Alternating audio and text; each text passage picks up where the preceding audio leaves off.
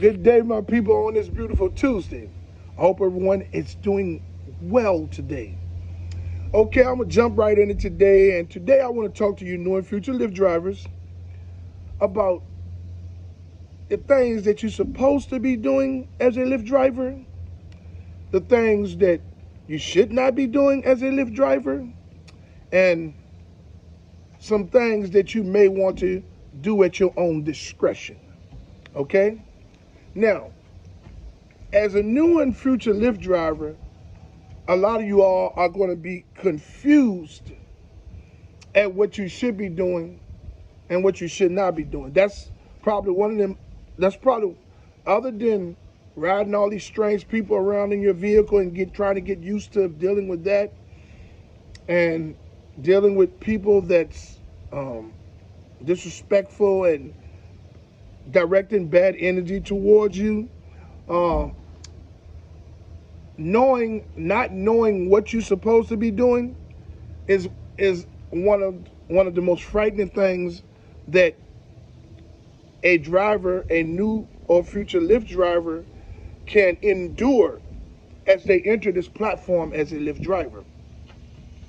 So today in this video, I'm going to help you all understand the things that you should be doing, the things that you should not be doing, and the things that you may want to do at your own discretion.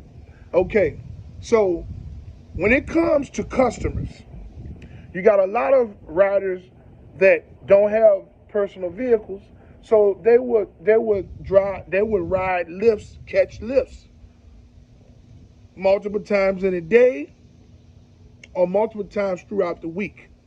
You got some people that have cars at home but find it cheaper to ride a Lyft to and from work. Or they may want to ride a Lyft to and from work to duck the traffic. Okay? A lot of these customers, these riders, have been riding for a great deal of time. Now, the problem is the rider's expectation.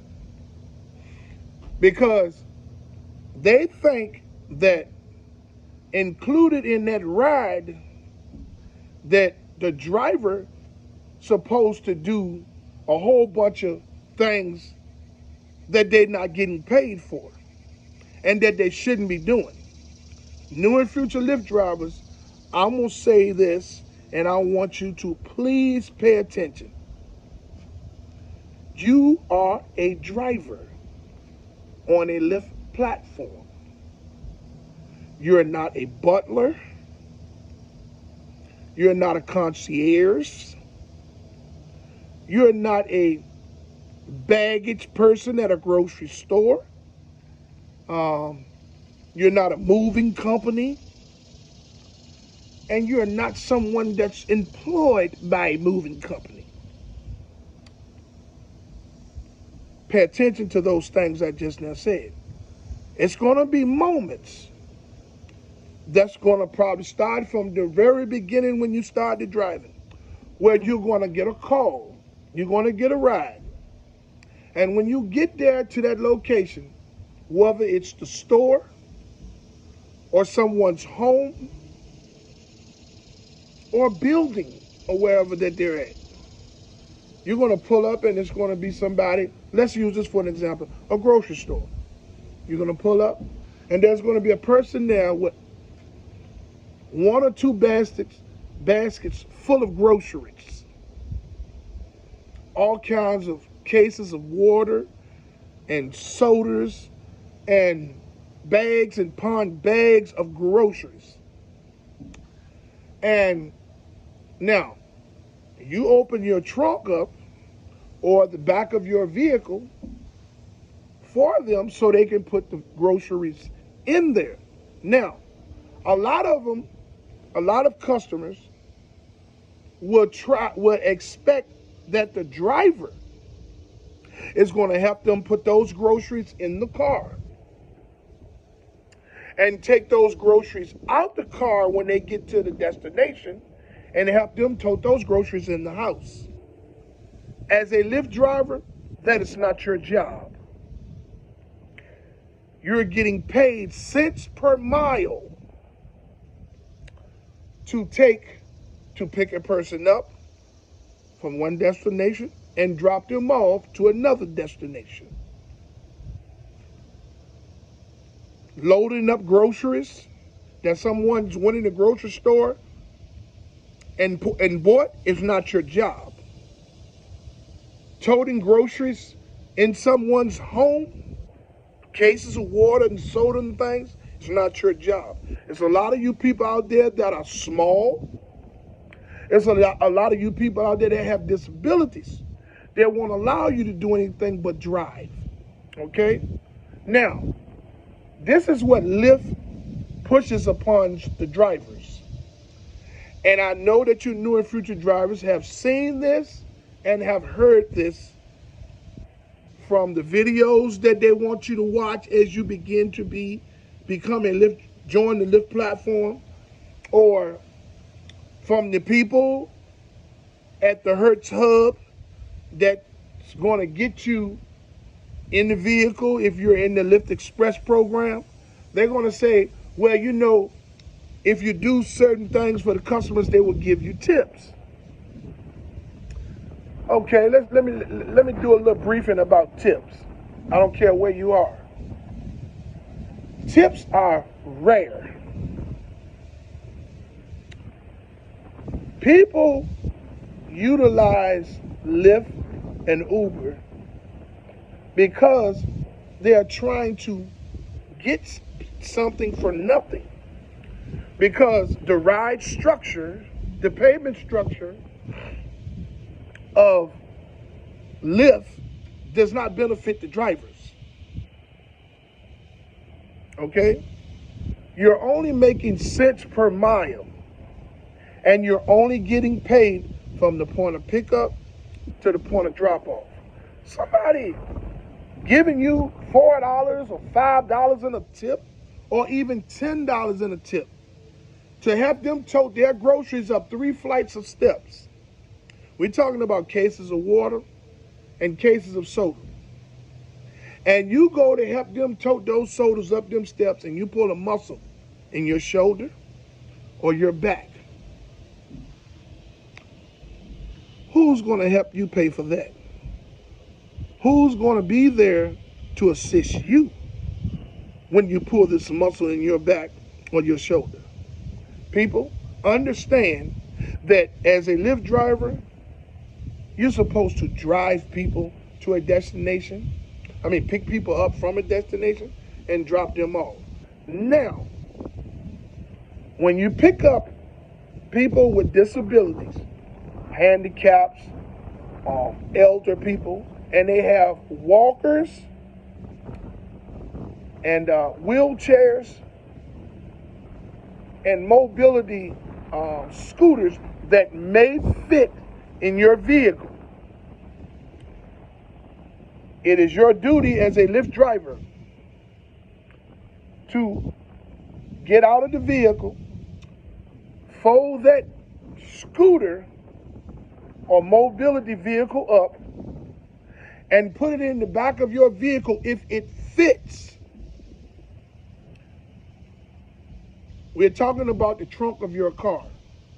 Now, if it's a walker and it fits in the back seat of your car, if it doesn't damage your seats or cause your vehicle any damage, and you feel like you want to do that, you do that at your own discretion. But when you're putting mobility vehicles in the back seat of your car, you're risking damaging your vehicle. Because the walker or the scooter or the wheelchair is going to be bigger than the back seat. And those walkers, wheelchairs and stuff have screws sticking out of them, latches. They may tear your seats. They may scratch up your doors. So putting a mobility vehicle in the back seat of your car, you do that at your own discretion. My advice for you all is to put it in the trunk of your car. If it does not fit in the trunk of your car, you do not alter it. Because sometimes the person with the disability will say, just take that screw out of it, or take that, uh, uh, turn that knob over there, and the vehicle, the mobility scooter will fold up more. You said, with all due respect, I would rather you do that. And you take the vehicle to them, the mobility vehicle to them, and let them take the screw out of it or twist the knob. And this is the reason why I'm saying this to you all. Because if you turn a knob or take a screw out of that mobility vehicle to get it to fit in the back of your car, or in the trunk of your car, then what's going to happen is, if it breaks, you're going to be the blame for it as the driver. Okay? This is why I tell you people, you do things at your own discretion, but know that the things that you may be doing at your own discretion could cost you more than the good deed that you choose to do. As a Lyft driver, we're independent contractors. And Lyft holds no responsibility to us whatsoever. This business structure has it so that anything that happens to us is on us. If we pull a muscle, helping these people tote all these groceries up steps or in their house, that's on us. Now, when you reach out to Lyft and say to Lyft, hey, I was helping a customer take groceries in the house and pulled a muscle in my shoulder, can someone help me with this? Can I get reimbursed for this for the days that I'm going to miss out of work? Lyft is going to tell you, with all due respect, Lyft is going to tell you they're sorry to hear that, but they hold no responsibility towards you. You are an independent contractor, and that's your responsibility. So this is why I want you new and future Lyft drivers to understand that when you decide to do things at your own discretion that you should not be doing, you're putting yourself at a greater risk for harm, okay? Now, there's going to be times that you drivers, new drivers and future drivers, are going to pull up to someone's home. And they're going to either be going to the airport, or they're going to be moving. And they want to utilize Lyfts and their cheaper rates to move them and all of their bags and boxes and luggage to the destination that they're going. Now, if you're taking someone to the airport, people tend to have a lot of luggage. They want to make that luggage fit in your car, right? They have the option on their app to order an SUV, but they would take the cheaper route and order a vehicle thinking that I can get all of those bags in the vehicle is just me. They can put them on the back seat. Let me tell you something. The same thing about the mobility vehicles with the screws and the latches sticking out. Luggage with people's clothes and stuff in it can puncture your seats, scratch your doors. Those luggages, a lot of luggage has wheels on it. That stuff is dirty. You putting that stuff on your car. Your goal as a Lyft driver is to keep your car clean and tidy for the next customer, okay? So if you go to pick someone up and they got 10 bags, luggage bags, and they want you to push all that stuff in the trunk of your car, and what they can't put in the trunk of your car, they want to put it on your back seat. You tell them, no, I'm not going to put all that luggage on my back seat of my car. I don't care if you are in the Lyft Express program. If something happens to that seat, you're responsible for it. You tell them, say, ma'am, I'm not going to be able to take this ride. You're going to have to call an SUV. This is too many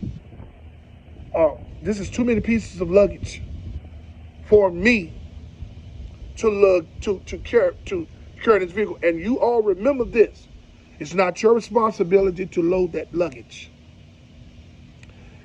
When you pull up to someone's home that's going to a airport, they're going to expect you to load their luggage for them. That's not your job. That's their luggage.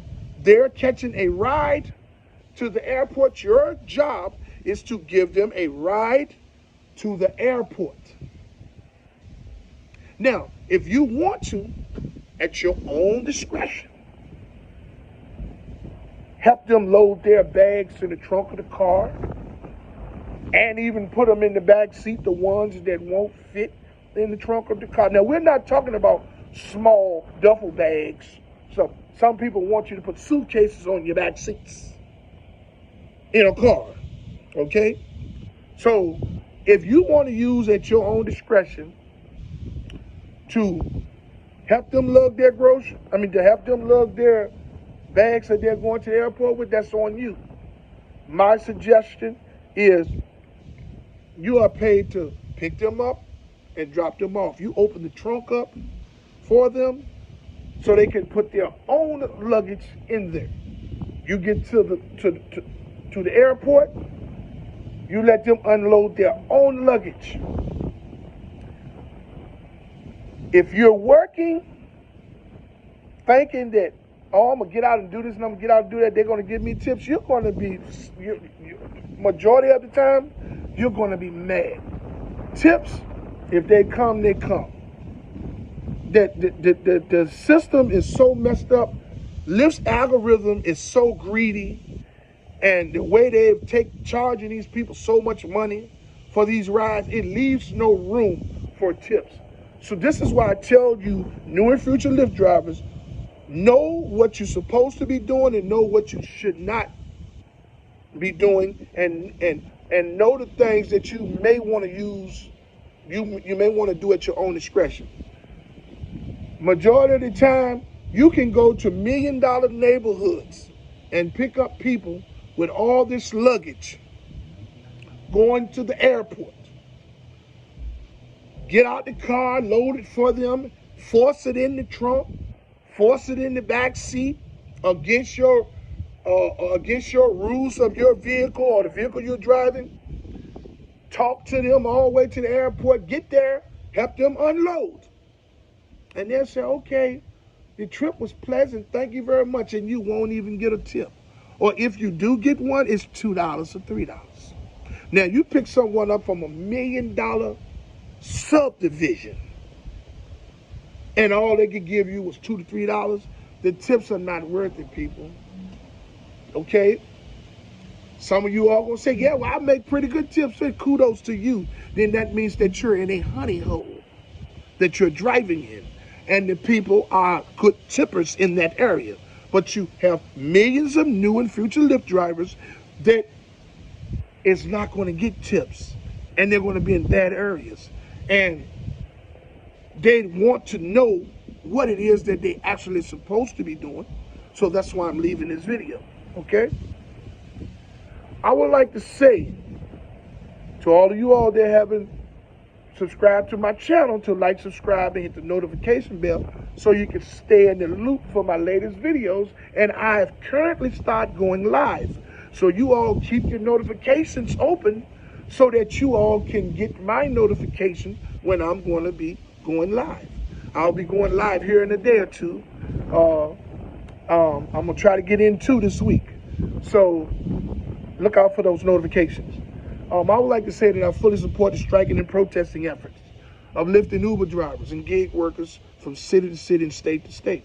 I commend you all for you all's unselfish approach to fight for change for everyone. Even if we don't get any change, I stand with you 100%.